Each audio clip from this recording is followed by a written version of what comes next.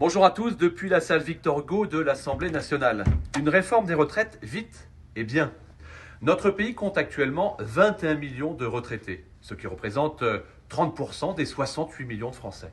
Chaque année, en moyenne, 700 000 retraités supplémentaires.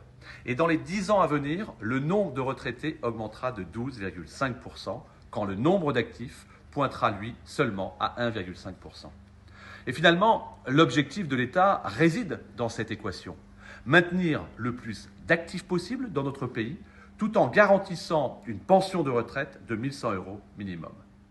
L'allongement de la durée de vie d'un côté, le recul d'entrée sur le marché du travail de nos jeunes de l'autre, nous impose plus que jamais de mettre en place cette réforme des retraites.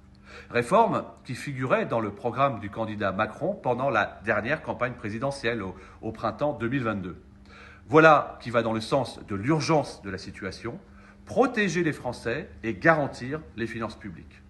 Oui, pour la seule année 2023, la dette de la France s'élèvera à 3 000 milliards d'euros, à quoi il faudra rajouter une charge record de 270 milliards pour combler ce déficit et renouveler les précédentes dettes.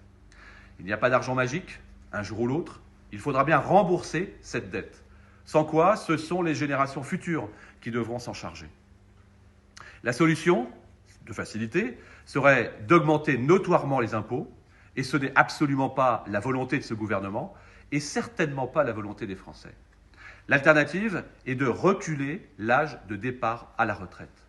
Et pour information, en reculant cet âge de départ à la retraite d'1 an, ce ne sont pas moins de 8 à 10 milliards d'euros supplémentaires pour le budget de l'État.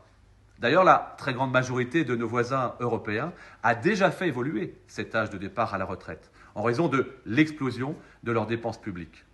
L'Allemagne, c'est 67 ans. L'Espagne, 65 ans. L'Italie, 65 ans. La Belgique, 65 ans. Le Royaume-Uni, 65 ans également. La France va donc se pencher, d'ici la fin d'année 2022, sur cette réforme. Et c'est bien le rôle de ce gouvernement et de cette majorité relative à l'Assemblée qui doit l'impulser. C'est ce que nous ferons d'ici la fin d'année, avec méthode, dans une très large consultation de tous les partenaires.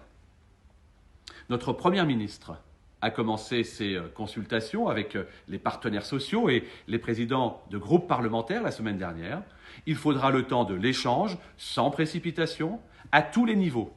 C'est notre nouveau logiciel, afin de dégager le plus large consensus dans les rangs des députés comme des sénateurs. Arrivera alors le moment où chacun prendra ses responsabilités pour le débat final. Depuis plus de 20 ans, cette réforme des retraites est une arlésienne. Le principe de réalité doit prévaloir, vite et bien.